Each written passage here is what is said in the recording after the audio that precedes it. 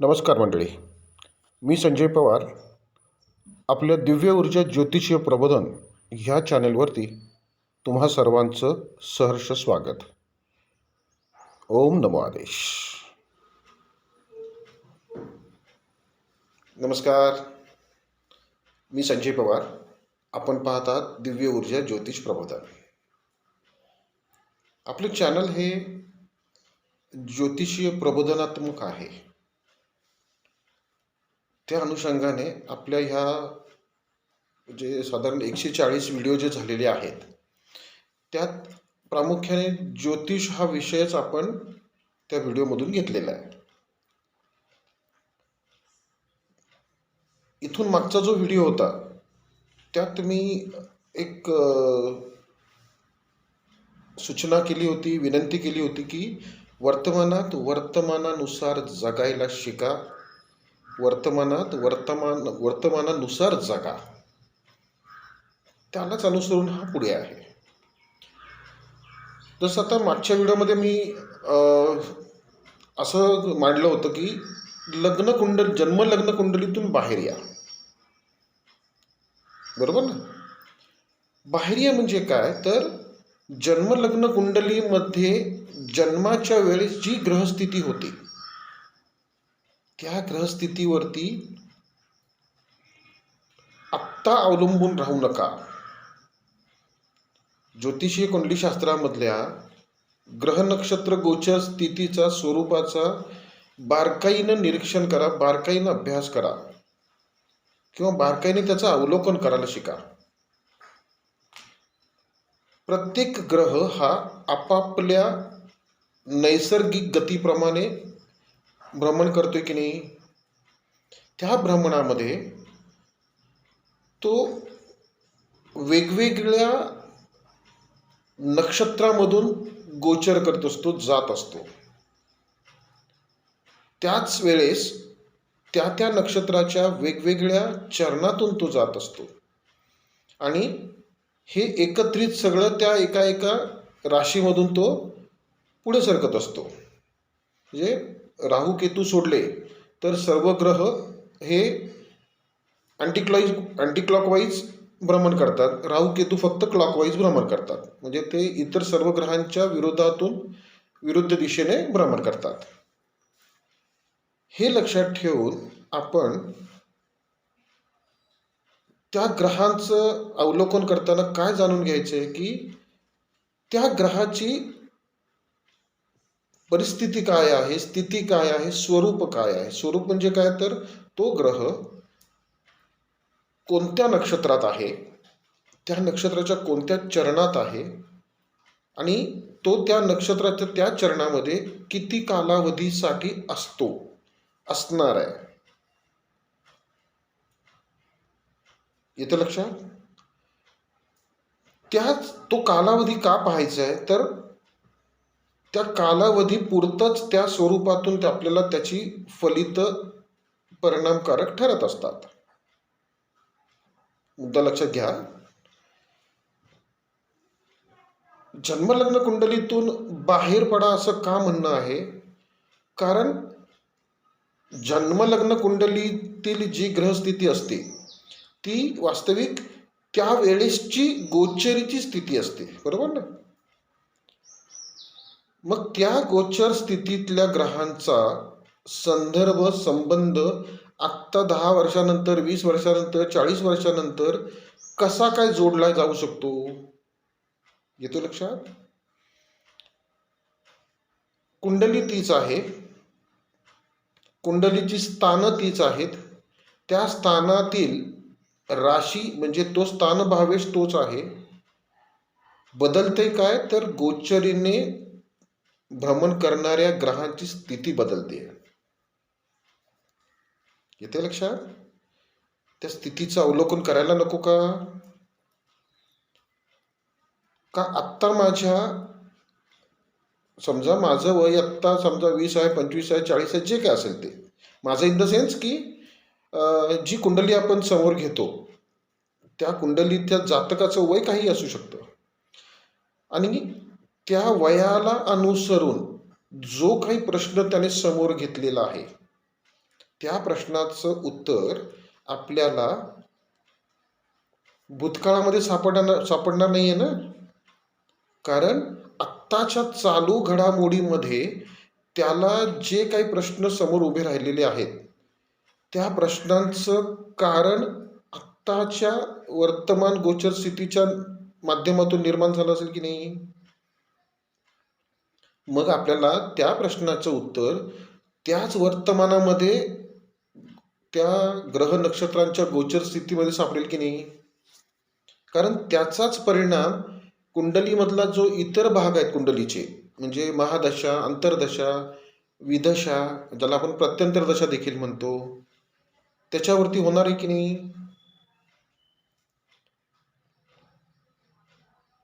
आणखीन एक महत्वाचं, फलित कुठल्या स्वरूपाची देणार आहे हे नुसतंच जाणून घेणं महत्वाचं नाहीये. तर ते फलित त्या पर्टिक्युलर कुंडलीच्या जातकाला शुभ ठरते की अशुभ ठरते हे देखील महत्वाचं आहे. रादर तेच महत्वाचं आहे. इथे लक्षात. कारण आपण ज्योतिषीय कुंडली कशासाठी पाहायची आहे. त्यासाठीच ना मला मिळणारी फलित किंवा मला मिळालेलं म्हणजे मिळणारी फलित जी आहेत ती कुठल्या स्वरूपाची आहेत, त्याच्यातून मला शुभता लाभणार आहे की अशुभता लाभणार आहे, त्रास होणार आहे का, हेच पाहत असतो ना आपण. पाहिलं काय नाही पाहिलंय काय, ती ग्रह नक्षत्र त्यांचं काम करत राहतात. आपला मनुष्य स्वभाव जो आहे तो काय आहे, चांगलं ते भोगायचं आणि नको असलेलं भोगायची इच्छा नसते किंवा ते टाळण्याचा प्रयत्न करायचा. आणि ह्याच तुमच्या मनुष्य स्वभावाचा ज्योतिष जाणकार गैरफायदा घेतात. तुम्हाला जे टाळता येत नाहीये, जसं आपण बोलतो ना, शुभ परिस्थिती गपचूप एन्जॉय करता की नाही. जर ती टाळू शकत नाही, वाढवू शकत नाही तुम्ही, तर निगेटिव्ह एनर्जी, निगेटिव्ह जी परिस्थिती असते, नकारात्मक परिस्थिती असते, ती तुम्ही टाळू शकता का, कमी करू शकता का, नाही ना. जशी शुभ परिस्थिती वाढवू शकत नाही तुम्ही, तशी नकारात्मक परिस्थिती तुम्ही कमी देखील करू शकत नाही. आहे त्या वर्तमानानुसार वर्तमानाला सामोरे जावंच लागतं. जायचंच असतं, जावंच लागतं. त्यालाच तर आपण कर्मभोगाची सायकल म्हणतो ना.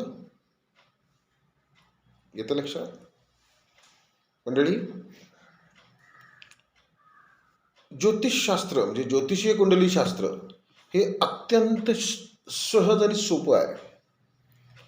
फक्त आपण त्याच्याकडे बघण्याचा आपला दृष्टिकोन आपण फक्त चुकीच्या पद्धतीने मांडला जातोय, मांडला गेलेला आहे.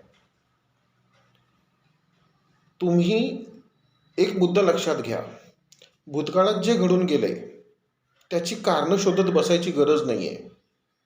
कारण भूतकाळामध्ये त्या वेळेसच्या ग्रहस्थितीनुसार सगळे परिणाम आपण भोगून झालेत.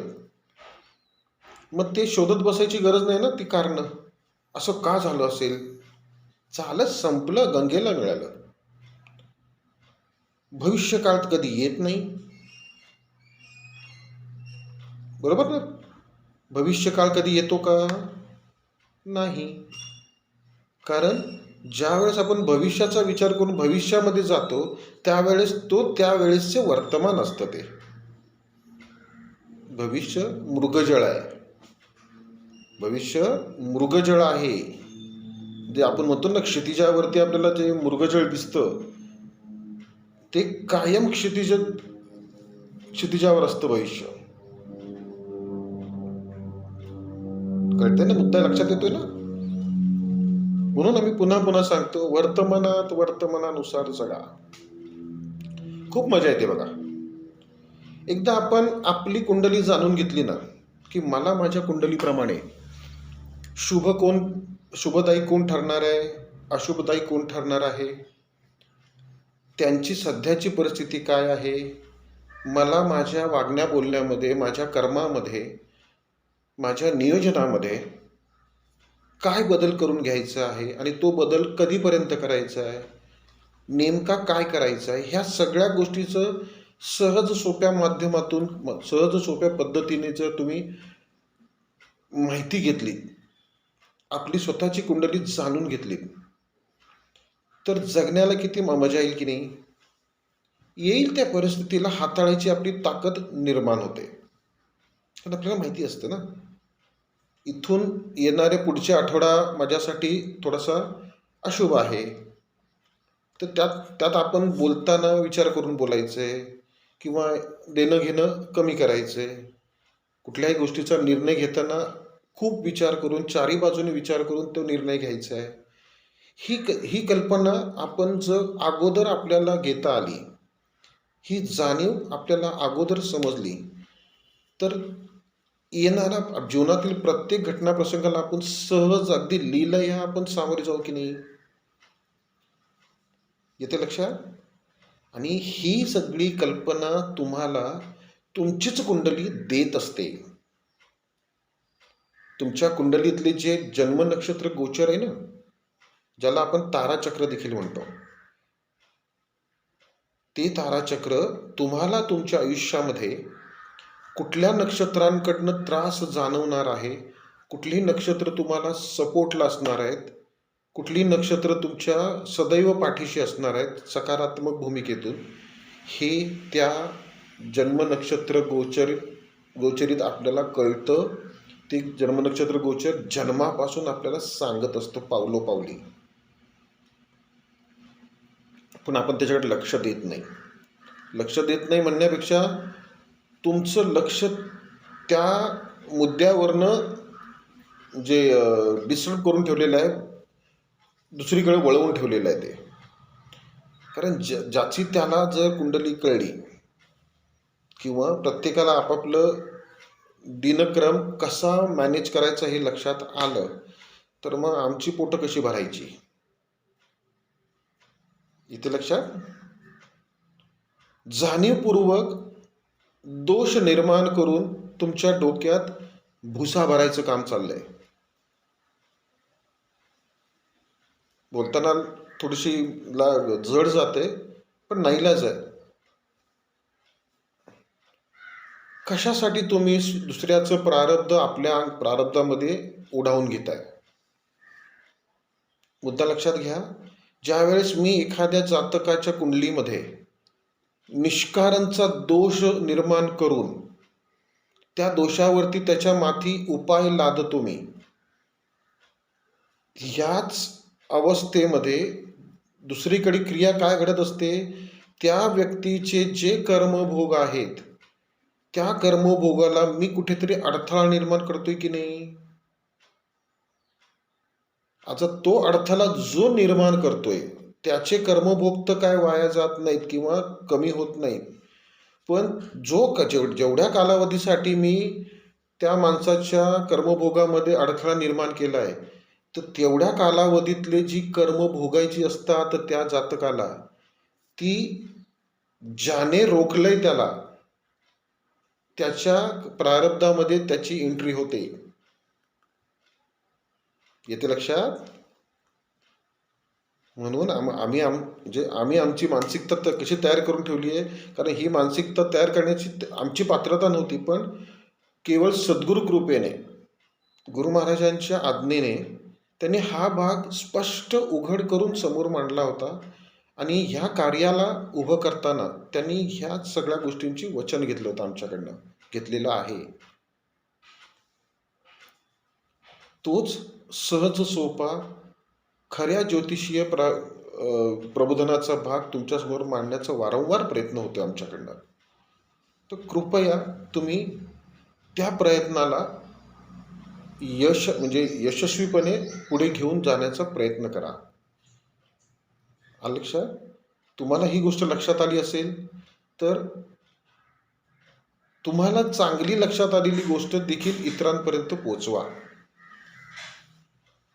ठीक आहे ना. सारांश की वर्तमानात निर्माण होणाऱ्या प्रश्नाला भूतकाळात ढकलू नका. किंवा अनाकलनीय भविष्यामध्ये त्याला पाहू नका. वर्तमानात वर्तमानानुसार जगा. वर्तमानच सुंदर आहे. वर्तमानच कर्मयोग आहे. वर्तमानातच कर्मभोग आहेत आणि ते भोगल्याशिवाय आपल्याला पुढच्या वर्तमानात जाता येत नाही. कुठलेही ग्रह नक्षत्रांची स्थिती ही टळणारी नसते. कुठलेही ग्रह, कुठलीही नक्षत्र सरसकट सर्वांना अशुभ ठरत नसतात. प्रत्येकाच्या शरीराभोवती असलेली सप्तचक्र ज्या पद्धतीने फॉर्म झालेली असतात त्यानुसार त्या ग्रह नक्षत्रांची परिणाम तुम्हाला भोगावे लागतात किंवा त्या परिणामाला सामोरे जावं लागतं. आणि ही जी स्थिती आहे म्हणजे प्रत्येकाच्या कुंडलीनुसार जी शुभ अशुभतेची स्थिती आहे, जो काही आराखडा निर्माण झालेला असतो तुमच्या कुंडलीमध्ये, तो समजून घेण्यासाठी तुम्ही तुमच्या जन्म नक्षत्र गोचरीचा आढावा घ्या, समजून घ्या. ते समजून सांगण्यासाठीच आम्ही बसलेलो आहोत. आम्ही हे व्यवसाय म्हणून म्हणजे निव्वळ व्यवसाय म्हणून करत नाहीये, तर हे समाज प्रबोधनाच्या सत्कर्मरूपी कार्याला पाठिंबा म्हणून हे सगळं करत आहोत आम्ही. तर याचा सदुपयोग साधून घ्या. मंडळी, जीवनामध्ये अशक्य हे काही नाही आहे. जे परिणाम घडणार आहेत ते घडणारच आहेत. कारण आत्ता घडणारा परिणाम हा आत्ताच्या कर्मानुसार अवलंबून नसतो. आपल्या म्हणजे गेलेल्या दिवसामध्ये जी काही कर्म आपल्याकडनं घडलेली असतात, कळत नकळत, त्याचंच रिपल्शन म्हणजे त्याचेच प्रतिध्वनी हा पुढे येणाऱ्या घटना प्रसंगातून आपल्याला कर्मभोग म्हणून उभा राहतो. आत्ताचं नाही तर जन्मोजन्मीच्या केलेल्या कर्माचं फळ देखील आपल्याला ह्या जन्मामध्ये भोगावं लागतं. आता गेले जन्म, अनेक जन्म हे काही थोतांड नव्हे, ही फॅक्ट आहे. आणि ह्याच एक सुंदर उदाहरण आपल्याला कशात दिसतं? आपल्या पुराणामध्ये आपल्याला ते म्हणजे तो रेफरन्स घेता येतो. प्रभू श्रीरामचंद्रांनी जसं वाली आणि सुग्रीवच्या लढाईमध्ये वालीला लपून मारलं होतं ना बाण, लक्षात? त्या यातना, ती वेळ, तो घटना प्रसंग, ते कर्म, त्याचीच फलित प्रभू श्रीरामचंद्रांना द्वापार युगामध्ये भोगावी लागली की नाही, श्रीकृष्ण जन्मामध्ये आणि श्रीकृष्ण अवतारामध्ये. इथे लक्षात?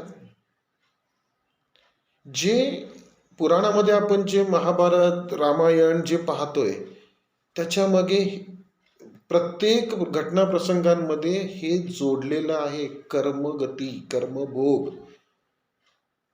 कर्माचं चक्र हे सतत फिरत असतं, की नाही?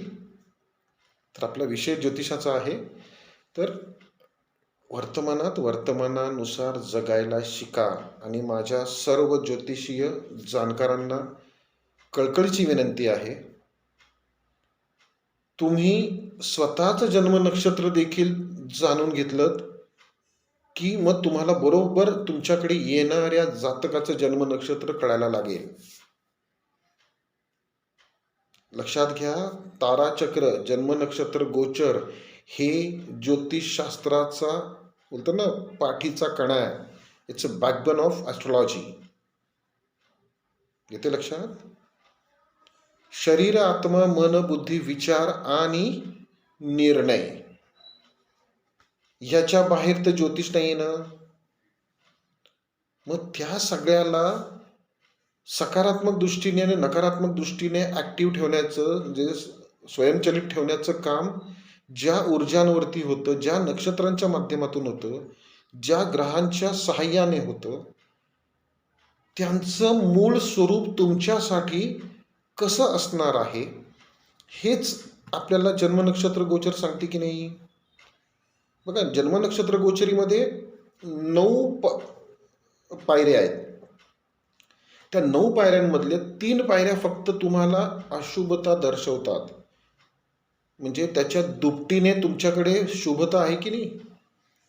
तर नुसतं नकारात्मक भूमिकेवरती का अडून राहायचं, त्यालाच का झुडत बसायचं, त्याचं दडपण का घ्यायचंय. अहो, 3 ग्रह आणि 9 नक्षत्र जर तुमची अशुभ असतील तर एका बाजूला 6 ग्रह आणि 18 नक्षत्र तुम्हाला सकारात्मक ठरतायत ना. त्याचा विचार करा की त्यांचा मदतीचा हात घ्या की समोर. जे नकारात्मक आहेत, त्रासदायक आहेत, ते त्रास देणारच आहेत. पण जे सहाय्य करणारे आहेत, सपोर्ट करणारे आहेत, पॉझिटिव्ह आहेत, ते पण पॉझिटिव्हलीच तुमच्यापर्यंत म्हणजे तुम्हाला साथ देणार आहेत ना. मग ती साथ का घ्यायला मागत नाही आपण. पुन्हा इथे तुमचा दोष नाही आहे. हे ज्योतिषशास्त्र ज्या पद्धतीने मांडल्या गेले आत्तापर्यंत, त्याच्यामध्ये हा जाणीवेचा भाग जाणीवपूर्वक बाजूला काढून ठेवलेला आहे आणि नको ते फक्त भयभीतीचं राजकारण करून ठेवले. भयभीतीचं सगळं दुनिया निर्माण करून ठेवली आहे. दोष म्हणले उपाय, दोष उपाय, दोष उपायांमध्ये शास्त्राची वाट लावून ठेवलेली आहे. ठीक आहे, तर हा कळकळीचा मुद्दा आमचा तुमच्यासमोर मांडायचा होता. कारण हे विषय कसे निघतात माहिती का मंडळी, ज्यावेळेस अशीच वेगवेगळे ज्योतिष मित्रमैत्रिणी समोर येतो, आपण एकत्र येतो, त्यावेळेस एका मुद्द्यावरती समजा अमक्याचा व्हिडिओ असा आला, त्याने हा मुद्दा मांडला, तर ह्याची ज्यावेळेस आम्ही एकमेकाचे म्हणजे मुद्दे आपण एकमेकाच्या विचारांची देवाणघेवाण करत असतो, त्यावेळेस हे असे सगळे मुद्दे समोर येतात.